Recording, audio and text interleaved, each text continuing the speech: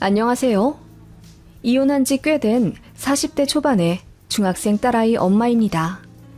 정말 힘들게 결혼 생활하다 결국 못 참고 이혼했는데 정말 잘한 선택 같네요. 스트레스 하나 안 받고 평온한 생활 누리니 여기가 천국이다 싶고요. 저는 업무적으로 알게 된 한 남자와 2년의 연애 끝에 27살에 결혼하게 되었어요. 여자를 많이 만나본 적이 없어서 그런지는 몰라도 쑥맥 같은 모습이 있었는데 그게 참 귀엽고 순수해 보였어요. 허구한 날 바람 피우며 우리 엄마 속썩이던 제 친정아빠의 젊은 날의 모습과 정반대라 저도 모르게 빠져버린 것 같습니다. 남편 역시 저 없이는 못 살겠다며 결혼하자 졸랐지만 시댁에 반대가 있었습니다. 지금 생각하면 황당해 헛웃음이 나지만 이유도 여러 가지였어요. 제가 남편이랑 키가 비슷해서 기가 셀 것 같다. 눈웃음 잘 치는 걸 보니 남자 문제로 속 꽤나 썩히겠다. 골반이 작아 애를 못 낳을 것 같다 등 별 이상한 말씀을 많이 하셨어요. 그냥 트집이죠. 그러자 남편이 더 애간장이 타서는 시어머니 설득하고 울고불고 난리도 아니었어요. 아무튼 그럼에도 불구하고 저 역시 그 남자랑 결혼하고 싶어 인사도 부지런히 다니고 잘 해드리려 참 많이 노력했네요. 그런 제 모습에 시어머니도 마음을 바꾸시고 결혼을 허락해 주셨어요. 지금 생각하면 그냥 며느리 잡으려고 갑질한 것 같은데 당시에는 저도 남편도 어리고 또 제가 남편을 많이 사랑해서 이 정도 난관은 극복해야 한다고 생각했던 것 같네요. 당찬 요즘 MZ세대처럼 시댁 갑질에 당당히 맞서는 분위기도 아니었고요. 여하튼 그렇게 세기의 사랑마냥 착각을 하고 한 결혼이었습니다. 양가 도움 안 받고 결혼했고 남편은 모은 돈이 거의 없어서 제가 모아둔 돈 4천만 원으로 신혼 시작했네요. 17평짜리 낡은 복도식 아파트 전세에서 살다가 결혼 1년 만에 예쁜 딸아이 낳고 나름대로 잘 살았네요. 아이 3살 되었을 때는 집이 너무 좁아 24평짜리 전세로 이사갔고 5살 되었을 때는 전세살이 그만하고 내 집 마련하고 싶어 맞벌이하며 열심히 모은 돈 탈탈 털어 아파트도 하나 매매했어요. 누구의 도움 하나 안 받고 악착같이 맞벌이하며 가정 꾸려 이어나갔는데 아이가 6살 될 무렵 남편이 회사 생활 너무 안 맞고 힘들다며 저에게 말도 없이 회사를 퇴사했습니다. 그때 매달 대출금으로 80만 원이 넘게 나가는 상황이었기에 남편의 독단적인 행보에 너무 화가 났어요. 갑자기 사업을 하겠다는 것도 좀 황당했죠. 뜬금없이 낚시 사업을 하겠다며 말도 없이 회사를 관두니 어이가 없었죠. 남편이 그러더군요. 너도 나 못지않게 벌잖아. 너라도 보니 다행이지. 나도 내 꿈을 위해 노력할 테니 조금만 더 견뎌줘. 내가 돈 많이 벌게. 그게 부부잖아. 서로 힘들 때 기댈 수 있게 해주는 것. 남편은 그렇게 이야기하며 저에게 눈물로 호소했어요. 전 아무리 생각해도 돈이 없어 사업을 못하니 다시 취업하라고 했죠. 알아들은 줄 알고 안심했는데 남편이 2달 뒤 저 몰래 또 사고를 쳤더라고요. 대출을 받아 저에게 말도 없이 사업장을 냈습니다. 그때 이혼 한 해 만에 또 대판 싸웠고 양가에서도 알게 되어 난리가 났어요. 어머님이 제 손을 잡으며 우리 아들 한 번만 믿어줘라. 그래도 잘 살아보겠다고 그런 거야. 네가 조금만 이해하고 넘어가 주렴. 혹시 아니? 잘 될지도. 그러니까 너무 몰아붙이지 말고 위기를 같이 극복해 보렴. 정말 황당하고 어이없었지만 솔직히 이왕 시작한 거 어쩌겠어요. 믿어줄 수밖에 없었죠. 잘 될까 반신반의했는데 역시는 역시였습니다. 남편은 사업 수완도 없는 남자였고 고객 응대에도 서툴렀어요. 그래서 잦은 컴플레인으로 손님이 점점 줄어들더니 1년도 안 되어 사업을 쫄딱 말아먹었습니다. 그래서 빚만 사정없이 남게 되었어요. 남편은 사업의 실패로 저에게 면목이 없다며 집에 잘 들어오지 않으려 했어요. 생활비도 전적으로 제가 버는 돈에서 충당했고 아파트 대출금으로도 허덕이고 있는데 남편이 만들어 놓은 빚 때문에 도무지 생활이 안 되더라고요. 제가 300만 원을 벌면 300만 원 고스란히 빚 갚는 데 다 나갔습니다. 그야말로 입에 풀칠도 제대로 못할 지경이 되어 이건 안 되겠다 싶더라고요. 이혼 생각도 물론 있었지만 아이가 아빠를 너무 좋아하는 걸 보면 차마 이혼을 못 하겠더라고요. 그래서 다시 영차 힘내보자 싶었지만 결국 집을 팔아야겠다 싶더라고요. 어떻게 마련한 내 집인데 이렇게 허무하게 없어지는 게 말도 안 된다 싶어서 정말 너무 우울하더군요. 그때 어머님이 한 가지 제안을 하셨습니다. 본인 아들이 친 사고이니 본인도 책임이 있다 하시더군요. 어차피 저희 돈도 없고 집도 없으니 시댁 들어와 살으라 하시더군요. 갑자기 합가라니 너무 거부감 들더라고요. 그래서 싫다고 했더니 어머님이 먼저 조건을 거셨습니다. 딱 10년만 살아. 그러면 시댁 아파트 너희 줄게. 어차피 니들 또 집 구하려면 대출 받아야 하잖니. 그 이자는 어떻게 감당할 거야. 우리 집 살면서 돈도 모으고 나중에 집도 증여받고 그렇게 해라. 그 말에 솔직히 흔들리더라고요. 합가는 생각해 본 적도 없었는데 당장 돈 때문에 미칠 지경이니 어쩔 수가 없었어요. 돈이 없어서 딸 다니던 학원도 다 끊고 나니 현실적으로 생각할 수밖에 없더군요. 그래서 고민 끝에 시댁으로 들어가게 되었어요. 시댁은 바로 옆 도시의 25평 아파트였고 어머님 아버님이 안방 그대로 쓰시며 작은 방 하나는 우리 딸 방, 또 남는 작은 방 하나는 우리 부부 방으로 내어주셨습니다. 이사를 오게 되면서 저도 회사를 관두어야 했고 우리 딸도 초등학교 입학하자마자 다시 전학을 하게 되는 상황이라 아이의 생활이 180도 바뀌게 되었어요. 너무 힘들었지만 우리 세 가족 다시 일어날 수 있을 거라 믿고 씩씩하게 살아가고 싶었습니다. 그런데 합가라는 것 절대 쉽게 볼 문제가 아니더군요. 처음엔 좋았습니다. 저희 딸도 할머니, 할아버지랑 살면서 관심도 많이 받고 행복해 하더군요. 문제는 시어머니였습니다. 시댁으로 이사 후 제 취업을 위해 한동안 일자리를 알아보고 있었습니다. 제가 나이도 있는 데다 아무데나 들어가면 안 되니 경력 인정되는 직장으로 들어가려고 백방으로 알아보고 있었어요. 면접도 좀 보고 나름대로 철저히 제 취업 준비를 하고 있었습니다. 한 달 반쯤 되었을까? 어머님이 저에게 그러시더군요. 언제까지 이 직장 저 직장 재기만 할 거야? 시댁 들어와 살면서 일도 안 할 참이야?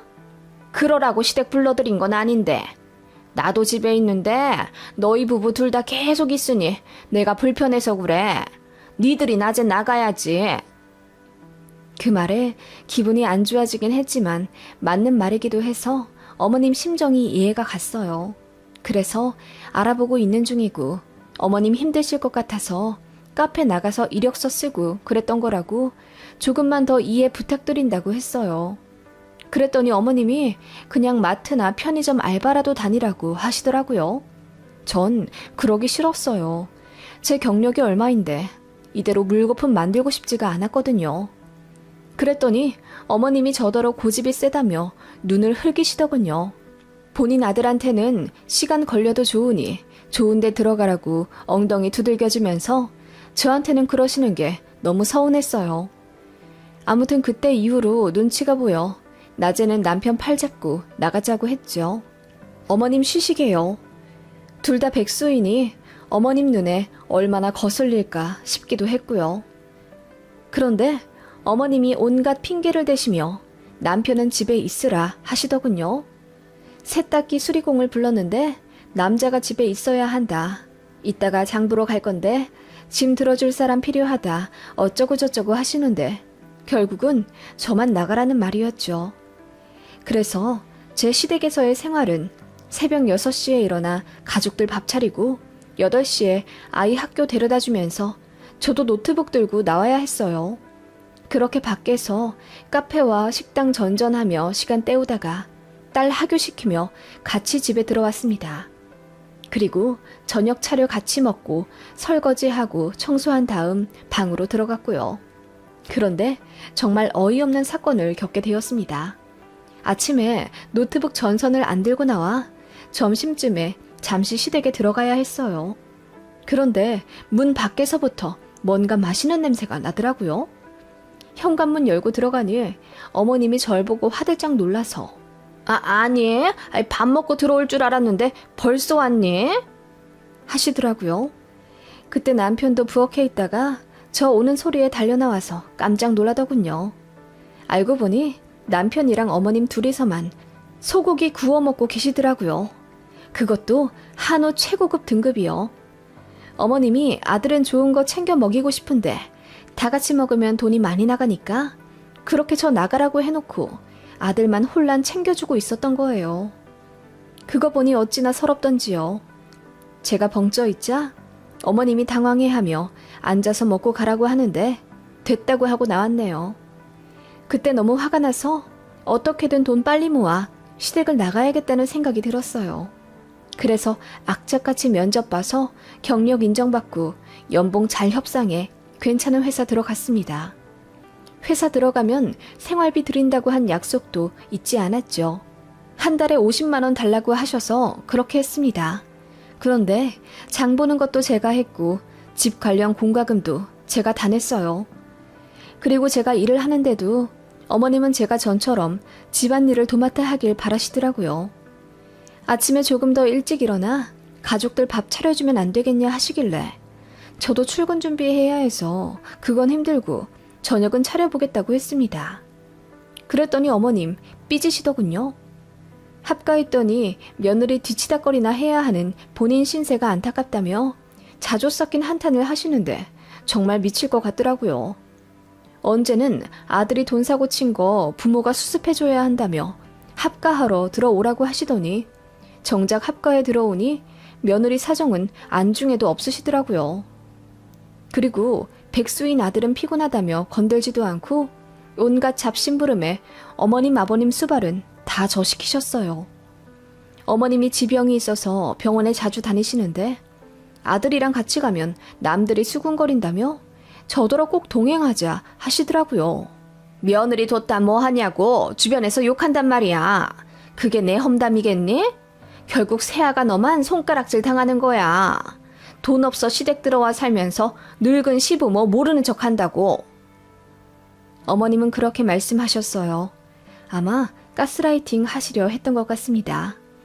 들어올 땐 어머님이 들어오라 하셨지만 결국은 저희 먹고 살자고 들어온 게 되어버리니 뭔가 의뢰자세가 되어버렸어요. 어머님도 막상 같이 살게 되니 이것저것 신경 쓸 게 많으신지 저에게 짜증을 푸셨습니다. 예를 들면 화장실 청소가 제대로 되어 있지 않다면서 회사에서 일하고 있는 저에게 전화를 걸어 소리를 지르시기도 했어요. 너는 그냥 나가기만 하면 끝이니? 이 늙은 노모더러 화장실 청소하라고 이렇게 더럽게 해둔 거냐? 어머님, 제가 어제 샤워하면서 화장실 청소도 한 거 아시잖아요. 전 그렇게 더러우면 아이 아빠 시키세요. 왜 저한테만? 넌 걸핏하면 우리 아들 시키라고 하더라? 일한다고 유세 부리냐? 내 아들 백수라고 눈치 줘? 나중엔 늙은 우리까지도 눈치 주겠다. 어머님은 그렇게 말씀을 하시며 저를 구박하셨습니다. 어머님의 그런 폭언 전화를 받으면 가슴이 벌렁거려 일이 손에 잡히지가 않았어요. 너무나 화가 나 하루에도 몇 번씩 분가와 이혼 생각이 났지만 이제 막 학교에 적응해 즐겁게 지내고 있는 딸의 웃는 얼굴과 아직도 빚잔치인 통장을 보면 마음이 다시 약해졌죠. 그렇게 저는 시댁에 합가에 들어와 일하고 집안일하고 시부모님까지 케어해드려야 하는 입장이 되었어요. 남편은 취직을 제대로 못해 계속 백수 상태였고 어머님은 그런 아들이 혹시라도 기 죽을까봐 더 잘해주시더라고요. 돈 사고는 누가 쳤는데 고생이란 고생은 제가 다 하고 정작 남편은 더 편해진 삶을 누리고 있는 것에 정말이지 복장이 터져갔습니다. 그렇게 남편은 결국 취업을 포기했어요. 간간히 아는 사람 통해 알바하면서 한 달에 50에서 60만 원 남짓 벌어오는 게 다였고 어느새 그런 삶에 익숙해졌는지 사람이 좀 무기력해지더라고요. 어머님은 그런 아들을 안쓰러워 하셨고요. 일하느라 고생하고 아이 챙기고 시부모 챙기고 장보랴 가사일하랴 힘든 며느리는 눈에 보이지도 않는 듯 했습니다. 집에 들어와 제가 한숨이라도 쉬면 어머님은 왜 그렇게 한숨을 크게 쉬니?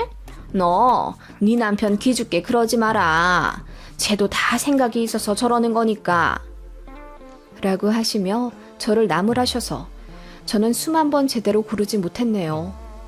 어머님은 젊은 며느리가 집에 있는데 본인이 집안일 하는 게 가당치도 않다며 저랑 합가에 사시며 집안일을 거의 손 놓으셨습니다.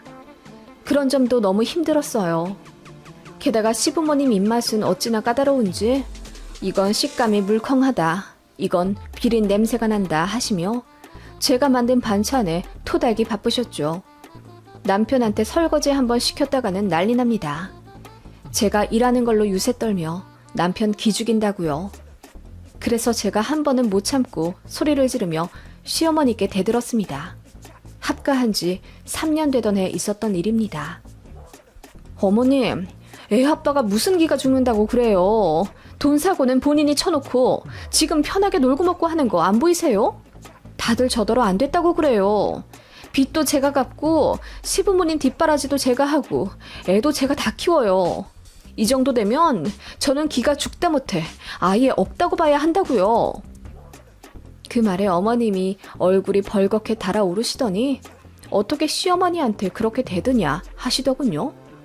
그러더니 하시는 말씀이 니들 어차피 10년만 살다가 나갈 거 아니었니? 10년 살고 내가 이 집 준다고 했어 안 했어? 좀만 참으면 몇 억짜리 집이 니들 집이 될 텐데 그 정도도 못 참니? 늙은 시애미에게 꼭 그렇게 말을 해야 했어? 라고 하시더군요.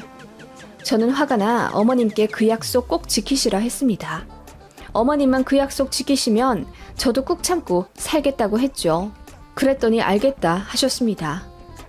아이도 많이 커갔고 사춘기 다가오는 아이 앞에서 안 좋은 꼴 보이기도 싫어 저도 그냥 참았네요. 솔직히 부부싸움도 거의 못했어요. 제가 남편한테 한 소리 할라치면 어머님이 귀신같이 뒤에서 듣고는 저에게 뭐라 하셨거든요. 안 그래도 힘들어할 자기 아들한테 용기 북돋아주진 못할 망정 잔소리 한다면서요. 저는 몸에서 사리가 나올 지경이었어요. 누군가는 저를 바보 같다고 할 수 있겠지만 저 나름대로 가정의 평화를 위해 희생할 수밖에 없었고 그렇게 시어머니가 약속한 10년 동안 참 열심히 살았습니다. 남편은 간간히 하던 알바도 안 하고 백수로 놀고 먹으며 살더군요. 어느 순간 그런 남편도 꼴보기가 싫어졌습니다. 남편은 새벽까지 게임하다가 저 출근하고 아이 등교할 시간에 비듬 떨어지는 떡진 머리를 벅벅 긁으며 잘 다녀오라 한마디 한 채 침대로 들어가 누워 잤습니다. 어머님은 그런 아들을 혼내기는커녕 이불을 덮어주셨고요. 제가 주말에 늦잠이라도 잘라치면 어머님은 제 등짝을 후려갈기며 일한다고 유세 좀 그만 부리랬지? 늙은 시애미가 며느리 아침밥까지 차려줘야겠니? 일어나서 밥 차려! 라고 소리를 지르셨습니다. 남편이 옆에서 왜 아침부터 소란이냐고 한마디 하면 어머님은 잠든 아들 깨워 미안하다 하셨죠. 해가 갈수록 더했습니다. 정말이지 집에 있으면 미칠 것처럼 힘들었고 아이 앞에서 부끄러웠습니다. 아이가 어느 날 묻더군요. 엄마, 아빠는 왜 일 안 해? 그리고 할머니는 왜 엄마만 일 시켜? 그 말에 저는 무어라 대답할지 몰라 그냥 웃으며 미안하다고 했습니다. 그리고 사무실 들어와 자리에 앉아 펑펑 울었네요. 그런 저를 동료들이 위로해 주었습니다. 아이 때문에 이혼하지 않으려 했는데 이제는 아이 때문에라도 이제는 분가를 하든 이혼을 하든 결단을 내려야겠다 싶어 시부모님께 합가 9년차 되던 날 말씀드렸습니다. 어머님, 내년이면 합가 10년째 되네요. 저희 약속대로 딱 10년만 살고 분가하겠습니다. 그러자 어머님이 제 눈을 피하시며 벌써 때가 그리 됐냐 하시군 자리를 피하시더군요. 시댁에서 사는 동안 빚도 거의 마무리되어 갔고 저도 나름대로 회사에서 인정받아 여러 도시 돌아다니며 능력 있는 팀장님으로 일하고 있었어요. 연봉도 꽤 높은 편이라 아이 다니고 싶다는 학원도 마음껏 보내줄 수 있을 정도가 되었죠. 그래서 이제 분가를 하고 지 엄마 밑에서 인간돌이 못하는 남편도 구제해 애 앞에서 제대로 된 가장의 모습으로 발전시키고 싶었습니다. 그런데 어머님은 제 얘기를 듣고도 계속 회피를 하시더군요. 제가 집 구하느라 부동산 다니는 거 보면서도 아무 말이 없으셨어요. 서운해서 그러신가 보다 했는데 어머님의 말에 기절할 뻔했습니다. 내년에 이사를 갈까 한다. 우리 손녀도 많이 컸고 이대로 다 같이 살기에 집이 좁아서 30평대로 가려고. 모아둔 돈 있으면 좀 내놓아 보거라. 네? 어머님, 저희 분가한다니까요. 갑자기 무슨 이사 말씀이세요? 그러자 어머님이 갑자기 불같이 화를 내시더라고요. 그럼 진짜 나가겠다는 말이냐? 우리는 그동안 더 늙어가서 몸에 힘도 없는데 이대로 우리를 버리고 가려고? 그래서 버리고 가는 게 무슨 말이냐고 근처에 살면서 필요한 일이 있으면 도와드릴 거라고 했더니 그래도 분가는 죽어도 안 된다 하시더라고요. 그래서 저도 언성을 높여 이건 약속과 다르지 않냐고 따졌습니다. 10년만 살고 분가하라 하셨잖아요. 그리고 시댁 아파트도 주신다고 하셨죠. 어머님이 이 집 핑계로 저 부려먹은 거 알지만 그래도 솔직히 이 집은 바라지도 않아요. 분가만 하겠다는데 왜 그러세요? 그러자 어머님은 제가 분가에 따로 나가 살면 어머님 없는 데서 남편을 구박할 것 같다 하시며 안 된다 하시더라고요. 그 말에 제가 열이 받아 그럴 거면 이혼하겠다고 했더니 어머님이 박장대소를 하며 그럼 저 혼자 나가래요. 제 딸도 두고 모아둔 돈도 다 뱉고 제 몸만 나가라 하시더라고요. 그러더니 제 몸을 막 밀치시는 거예요. 그 바람에 저는 넘어져 멍이 들었고 더 이상 참을 필요가 없다고 생각했습니다. 어머님, 후회하실 거예요. 그러게 적당히 좀 하지 그러셨어요. 시어머니라고 좀 봐드렸는데 이제 그럴 필요 전혀 없겠네요. 오늘부터 어머님은 내 시어머니 아닙니다. 그리고 약속대로 시댁집 달라고 했더니 어머님이 비웃으시더라고요. 그 웃음을 보자마자 이제 끝이란 생각이 들더군요. 바로 이혼 전문 변호사를 선임했습니다. 남편이 기겁하며 무슨 짓이냐고 했지만 저는 법대로 하자고 했어요. 남편이 저더러 독한 년이라고 하며 다 늙은 부모한테서 집까지 빼앗는다. 증거가 없으니 절대 못 가져간다. 비아냥대더군요. 증거가 없긴 왜 없습니까? 예전에 어머님이 저 합가하러 들어오라고 설득할 때 문자 보내신 것 중에 10년만 같이 살면 시댁 아파트 제 명의로 해준다 라는 구절이 있었고요. 그 이후로 어머님이랑 싸울 때 제가 몰래 녹음한 것도 있었어요. 그리고 무능력한 남편 대신 제가 혼자 일하며 가사 일하고 아이 양육하며 고생한 모든 증거가 있기 때문에 저는 재산 분할을 당당하게 외칠 수 있었습니다. 남편이랑 시부모님이 당황하더군요. 제가 법대로 가니 뒤늦게 빌기 시작하더라고요. 잠시 마음 약해질 뻔했지만 제 딸아이가 전적으로 제 편이 되어준다고 하니 힘이 났어요. 그렇게 이혼 소송 시작했고 1년 반 정도의 피말리는 싸움 끝에 결국 시댁 아파트 시세 70%가 제 몫이 되었습니다. 남편은 두말 할 것 없이 유책 배우자였고 시어머니의 시집살이 역시 이혼 사유가 되었어요. 합가 조건으로 집 명의 준다는 것도 일부 효력 입증되었고요. 그래서 어떻게 되었냐고요? 시원하게 이혼하고 시댁 집 팔아 70% 받았습니다. 아이는 저와 함께 32평짜리 신축 아파트 들어와 쾌적하게 살게 되었고요. 남편은 제 치맛자락 붙잡고 울고 불며 미안하다고 난리더군요. 이제라도 아빠 노릇 할 수 있게 기회 달라고 하는 거 시어머니 앞에서 보란듯이 욕하며 떼어냈습니다. 어머님도 저한테 미안하니 한 번만 봐달라 사정하는 거 코웃음 치며 대꾸도 안 했어요. 속이 다 시원하더군요. 평생 혹으로 붙잡혀 살 줄 알았나 봐요.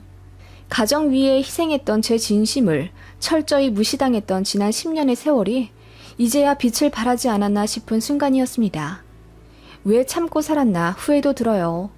하지만 저로서는 그게 최선이었기에 더는 저 자신을 자책하지 않으려 합니다. 딸아이와 함께 행복한 앞날만 그려가며 이대로 열심히 살 거예요. 아이가 아빠 면접교섭을 거부해서 지금 2년째 안 보고 살고 있습니다. 시부모님은 집 팔고 시골 어느 읍내에 18평짜리 빌라 전세로 들어가 산다고 했고 남편도 따라갔다더군요. 친척들한테 듣기로는 전시모가 며느리한테 잘할 걸 그랬다면서 후회한다고 하던데 다 가식 같고 뭐하고 사는지 궁금하지도 않네요. 이 글 읽는 여러분께 사이다가 되었으면 합니다. 그리고 마냥 참는 게 능사는 아니라는 교훈도 드리고 싶어요.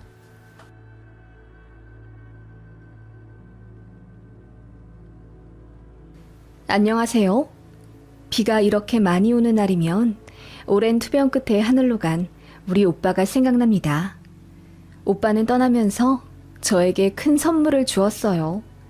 바로 오랜 악연이었던 신우를 끊어버리게 도와준 건데요. 제가 받은 상처는 둘째치고 지긋지긋하던 신혼년 이제 안 봐도 되어서 너무 좋습니다. 남편에겐 누나와 여동생이 있습니다. 즉 저에게 신우가 둘인데요. 처음엔 저도 신우들이랑 잘 지내보려고 했습니다. 다행히 소니 신우는 성격도 좋고 어진 품성을 갖고 계셔서 항상 따뜻하고 좋은 말씀만 해주시는 분이었어요. 저도 그런 형님께 더 잘하고 싶은 마음이 있었습니다. 다만 아래 신우는 결혼 전부터 답이 없었네요. 첫 인상부터 뭔가 심상치 않긴 했어요. 상견례 자리에 짧은 미니스커트를 입고 짙은 화장을 하고 왔더라고요. 그런 막내 신우를 시부모님도 좀 창피해하는 느낌이었는데 지금 생각하면 부모님도 딸 자식 컨트롤이 안 되어서 그렇게 데리고 나왔나 싶습니다. 결혼할 때 예복비로 인당 30만 원 정도 생각해서 양가에 드렸습니다. 그런데 신우가 본인은 입고 싶은 옷, 구두, 가방 다 사야 하는데 100만 원 정도 된다며 좀 더 달라고 하더군요. 그때 정말 어이없었어요. 남편이 미안하다며 본인이 신우 정신교육 시키겠다고 하더니 서둘러 방어하더라고요. 남편은 저에게 그냥 잘 해결되었다고 했는데 나중에 아래 신우가 술 먹고 저한테 전화 걸어서는 술주정 하더라고요. 가족들 사이에 너무 짜게 구는 것 아니냐면서요. 너무 당황했고 어이도 없었지만 그 다음날 남편이 신우를 엄청 혼내서 결국 사과받았던 일이 있었습니다. 사실 어린 신우 맘에 오빠 결혼식장에서 예쁘게 꾸미고 싶겠다고 생각은 들었고 세상 물정 모르고 철이 좀 없나 보다 애써 생각했네요. 남편도 본인 입으로 자기 여동생이 철없다고 했었고요. 그리고 또 다른 사건이 있었는데요. 저희는 그렇게 여유 있는 사람들이 아니기 때문에 예물 예단도 생략할까 하다가 그래도 최소한이라도 하는 게 나을 것 같아 시댁에 은수저랑 반상기를 보냈고 예단비로 500만 원 보내드렸습니다. 시부모님께서는 너무 고맙다 하시며 저에게 10돈 정도 되는 금목걸이를 주시고 예단비 중 300만 원을 돌려주신다고 하셨어요. 그런데 집에 와 봉투를 열어보니 100만 원밖에 없는 거예요. 혹시 분실했나, 누가 가져갔나 싶어서 심장이 덜컹하더라고요. 가방도 살펴보고 차도 살펴보고 그것만으로도 모자라 걸어온 길을 거슬러 다 살펴봤는데 없더군요. 시부모님께서 거짓말 하실 리는 없고 그 귀한 돈을 잃어버린 걸 들키게 되면 얼마나 한심하게 생각하실까 전전긍긍했네요. 당시 남편한테도 어떻게 말해야 할지 몰라 고민하다가 결국 울면서 토로했더니 남편이 시댁 가서 다시 찾아보던지 아님 물어보겠다고 했는데 결국 못 찾았어요. 그래서 제가 속상해하니까 남편이 본인도 더 잘 챙길 걸 그랬다며 본인 개인 돈 200만 원을 저에게 주더군요. 물론 제 잘못이라고 생각해서 받진 않았지만 그 마음이 참 고맙더군요. 그런데 남편이 아무리 생각해도 찜찜했는지 조사를 계속하더니 결국 찾아냈더군요. 막내 신우가 돈도 없는데 비싼 디지털 카메라를 어디서 사가지고 들고 다니는 걸 이상하게 본 남편이 끈질기게 추궁을 했나 보더라고요. 신우는 계속 본인이 모아둔 돈 쓴 거라면서 억울해했지만 남편이 통장 내역까지 보여달라며 난리를 쳤다더군요. 결국 그 돈의 실체는 어머님이 저에게 주실 꾸민비 봉투에서 나온 거라는 걸 알게 되었죠. 돈 봉투 안에 300만 원이 아닌 100만 원만 들어있으면 제가 시어머니한테 감히 물어볼 거라고 생각 안 했답니다. 그리고 제가 잃어버린 거라고 자책하더라도 어디다 말하지도 못할 거라는 걸 알고 그렇게 계획을 짰나 보더군요. 너무 악랄하지 않나요? 그게 결혼식 치르기 일주일 전에 밝혀진 일이었고 시부모님이랑 남편 그리고 손이 신우까지 전부 난리를 쳐서 막내 신우 혼내느라 뒤집어 엎으셨다더군요. 그래서 결혼식장에 막내 신우 안 왔어요. 시부모님이 저한테 미안하고 면목 없다고 그냥 집에 두고 오셨다더군요. 정말 황당 그 자체였던 사건이었죠. 알고 보니 신우가 집안에서 애물단지 같은 존재더라고요. 어릴 때부터 자잘자잘하게 사고치며 비행도 좀 했던 것 같고요. 모르겠어요. 제 남편도 그렇고 손이 신우인 형님도 참 품성 어질고 괜찮으신 분인데다 시부모님도 평범하시거든요. 좀 꼬장꼬장하신 면은 있지만 그렇다고 눈에 띄게 문제 있는 분들은 전혀 아니세요. 막내 신우는 뭐 때문인지 어렸을 때부터 사고도 많이 치고 성격도 많이 엇나갔다고 하던데 그냥 타고난 성향 같습니다. 아무튼 그런 막내 신우가 신경은 쓰이긴 했지만 결혼하고 나서 남편 직장은 멀리 아랫지방으로 옮겨야 했기 때문에 시댁이랑도 자주 왕래를 못했고 막내 신우랑도 2년에 한 번 볼까 말까 하며 살았네요. 그렇게 지내는 동안 저는 아이들을 낳아 키우고 있었고요. 문제는 막내 신우가 결혼하면서 저희랑 같은 도시로 이사 오고 나서부터 벌어졌네요. 저희 아이들 초등학생일 때 막내 신우가 갑자기 결혼을 했어요.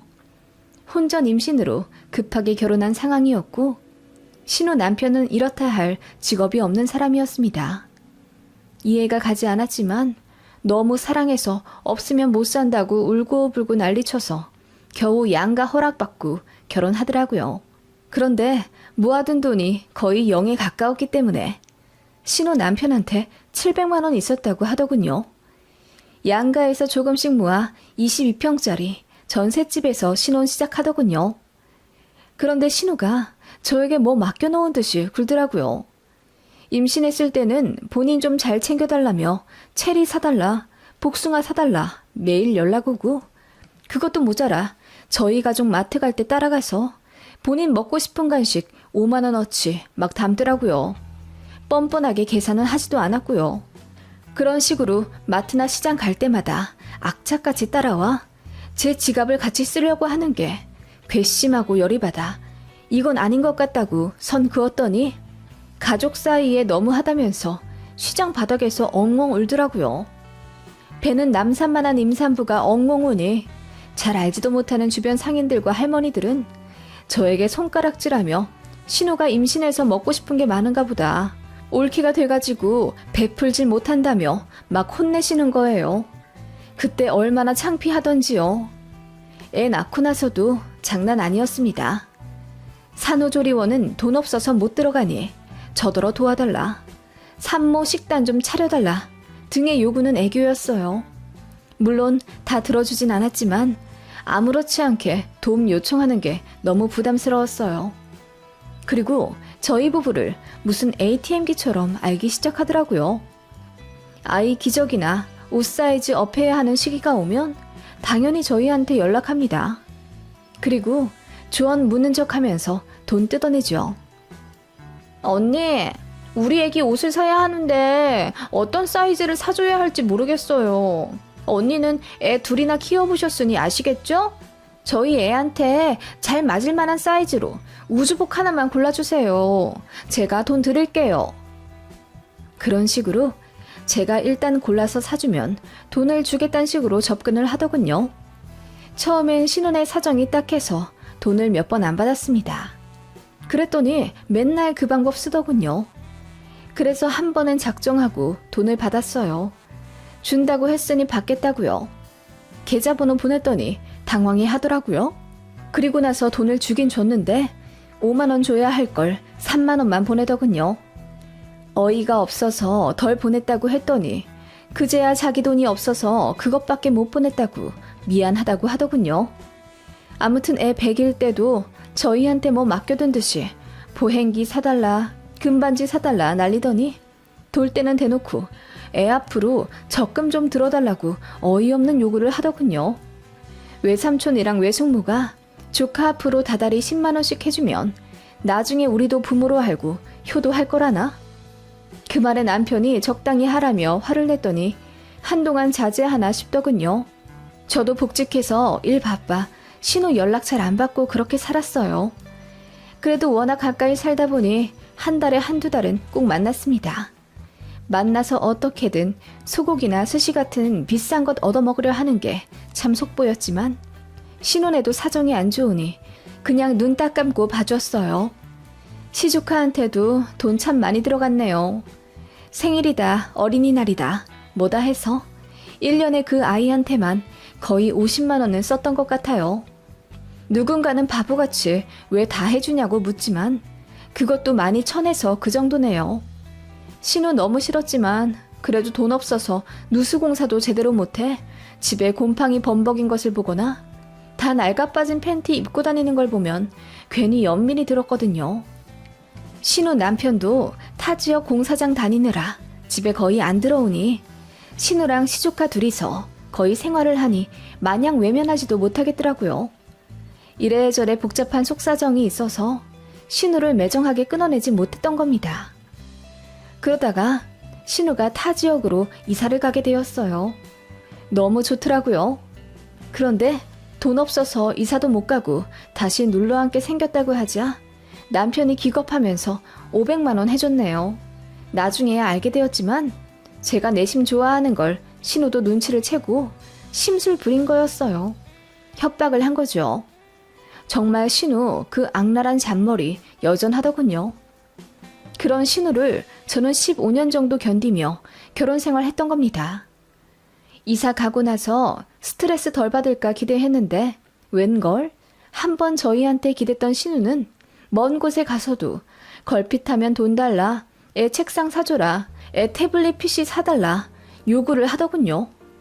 그래서 제가 우리 애들 뒷바라지 하기에도 벅차니 그런 식의 무리한 요구는 하지 말라고 처음으로 화를 냈습니다. 그랬더니 신우가 애 데리고 막무가내 저희 집에 올라오더니 올케로 들어왔으면 올케답게 굴어요 언니. 우리 엄마 아빠한테 잘하지도 못하는 며느리잖아요. 신우가 형편이 어려우면 좀 돕는 게 맞는 거죠. 새언니 정말 개념 없네요. 라고 하더군요. 그리고는 6살 난 시조카를 저희 집에 맡길 테니 일주일만 봐달라고 하며 나가는 것 있죠. 알고 보니 저한테 화를 내러 오는 건 핑계였고 시조카 어린이집 방학이라 애 돌보기 귀찮으니 무대뽀로 저한테 맡긴 거였어요. 제가 마침 휴직 상태라 집에 있는 거 신우도 알았거든요. 그래서 남편이 미친 듯이 화를 내 신우 끌고 와 다시 시조카 데리고 집에 가게 했지만 저는 신우한테 정말 없던 전까지 다 떨어진 계기가 되었죠. 그것보다 더한 일이 있을까 싶었는데 라스트 팡이 남았더군요. 저에게는 오빠가 하나 있었는데 결혼을 하지 않았어요. 미혼 상태로 사업하며 열심히 살다가 40대 후반에 간암 판정을 받았습니다. 그래서 수술도 받고 항암도 했지만 결국 차도가 없었고 호스피스에 들어간 지 10개월 만에 오빠가 하늘에 갔어요. 친정엄마와 아빠가 전국을 돌아다니며 백방으로 치료 방법 알아보고 노력하시느라 고생 많이 하셨고요. 그걸 시댁 가족들도 다 알고 있어요. 형님도 저희 오빠 일에 누구보다 많이 걱정하며 호스피스도 3일 밤낮으로 알아봐 주셨고요. 오빠 입원해 있을 때 1년 동안 병문안을 무려 5번이나 와주신 고마운 손이 신우입니다. 다만 손 아래 신우는 역시나였어요. 저희 오빠 상황 안 좋은 거 알면서도 껌 딱딱 씹으며 어떡해요, 빨리 나으셔야 할 텐데 라고 하더군요. 호스피스까지 간 마당에 암말기 환자가 낫고 말고가 어딨겠어요. 그만큼 성의 없는 위로를 했다는 말입니다. 그러면서도 듣기 거북한 말을 종종 하곤 했어요. 결혼을 하셨다면 좀 나으셨을지도 모르겠어요. 돌봐줄 부인도 없고 자식도 없어서 더 현생에 미련없는 것 아니에요? 그래서 차도가 없는 건 아닐까요? 그 말에 저도 예민해져서 말 조심하라고 했더니 입 다물긴 했습니다. 근데 되게 상처더라고요. 아무튼 그렇게 하늘나라 가버린 오빠 장례를 정신없이 치르고 오빠 생전 모아둔 재산과 사업장 정리하느라 너무 바빴습니다. 오빠는 미리 유언장을 남겨놓은 상태였어요. 부동산 포함해서 모든 재산을 동생인 제가 현금화해서 아빠, 엄마, 저 이렇게 3등분에 소유하라고 적혀 있더군요. 오빠는 자가 아파트가 하나 있었고 시세 8억짜리였어요. 대출은 1억 정도 끼어 있었고요. 사업장은 정리하니 6천만 원 정도가 남아 그거랑 오빠 부의금 들어온 것 더 보태 오빠 명의 대출부터 싹 정리했습니다. 집은 바로 처분하기 어려워 부모님과 상의 끝에 당분간 그대로 두기로 했어요.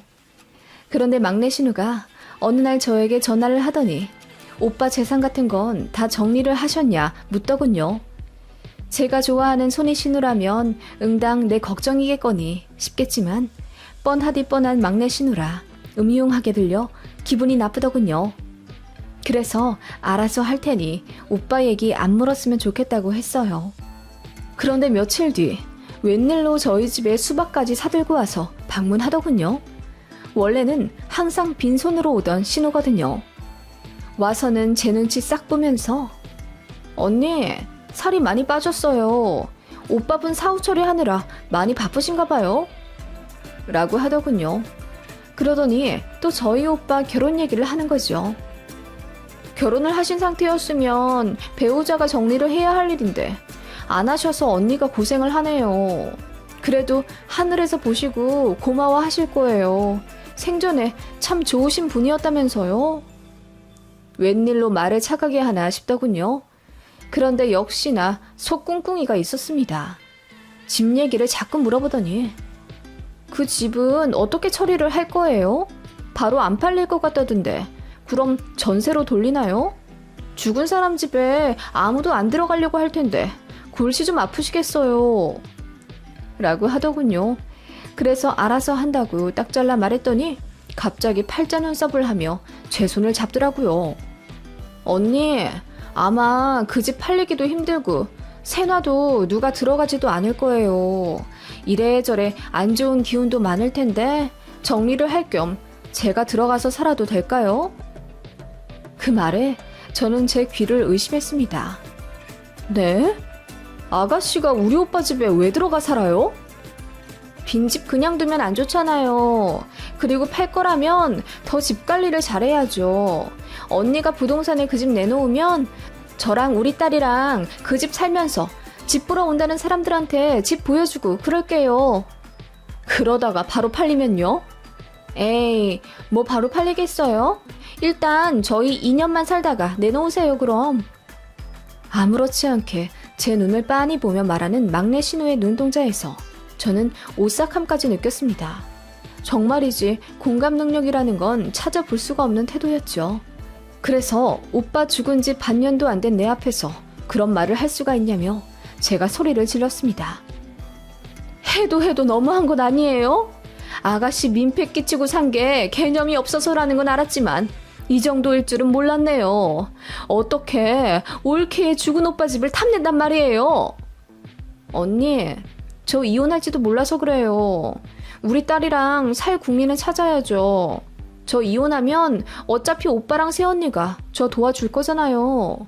어차피 그 집도 언니 재산 될 건데 좀 좋게 생각하면 어디가 덧나요? 그리고 민폐라뇨. 전 언니 오빠한테 민폐 끼치며 살았다고 생각한 적 없어요. 원래 가족끼리 돕는 거죠. 언니가 너무하네요. 신우도 적방하장으로 저에게 언성을 높이더군요. 저는 그 말에 열이 받아 가져온 수박도로 갖고 내 집에서 나가라고 했죠. 그러자 신우도 반말을 하기 시작하면서 대들더군요. 저더러 쪼잔한 쫌팽이라고 하며 어차피 죽은 오빠 재산으로 횡재한 거면서 제가 이기적이라네요. 그러더니 결국 하지 말아야 할 말을 해버리더군요. 어차피 결혼도 안 한 노총각이었으니 재산 물려줄 자식도 없잖아. 그래서 언니도 좋아한 거 아니었어? 사람이 좀 솔직해져 봐. 가식 떨지 말고. 그 말에 저는 신우 고개가 돌아가 휘청할 정도로 뺨을 있는 힘껏 치고 말았습니다. 그걸로도 모자라 머리채를 아예 잡아버렸네요. 그 바람에 정말이지 개싸움이 되어버렸습니다. 저는 그동안 신우에게 당한 서름과 화를 모두 표출하느라 신우를 만신창이로 만들어버렸어요. 저는 얼굴과 어깨에 손톱 자국 조금 났지만 신우는 머리도 뽑히고 얼굴도 퉁퉁 붓고 온몸에 타박상을 입었어요. 바로 입원하고는 신고하더라고요. 결국 쌍방으로 처리되긴 했지만 그 일로 남편도 신우에게 완전히 학을 떼었고 시부모님과 손이 신우도 저에게 면목 없다며 사과하셨습니다. 정작 신우는 고개 빳빳이 들며 자기는 잘못이 없다고 소리치더군요. 오히려 좋았어요. 괜히 반성하는 걸 보이면 저만 마음 복잡할 텐데 일관성 있는 싸가지 없는 모습이라 죄책감도 안 들더군요. 앞으로 절대 연락하지 말라고 했습니다. 시댁 갈 때도 막내 신우랑 절대 안 마주칠 테니 불만 있으면 이혼한다 했더니 남편도 시부모님도 아무 말 못하시더군요. 막내 신우도 저 다신 안 볼 거라며 큰 소리 뻥뻥 치더니 작년에 이혼하고 애 혼자 키우고 살게 되면서 시댁 식구들한테도 도와달라 손 내밀고 저한테도 다시 연락하고 싶은지 안부 묻는다 하더군요. 저한테 연락하면 바로 욕 박아버릴 생각입니다. 지긋지긋한 아래 신우 죽으면 눈물도 안 날 것 같아요. 장례식장도 안 갈 겁니다. 정말 뭐 이런 인간이 다 있나 싶어서 열받지만 그래도 그 일을 계기로 아예 안 보고 차단하고 살게 되니 마음은 편하네요.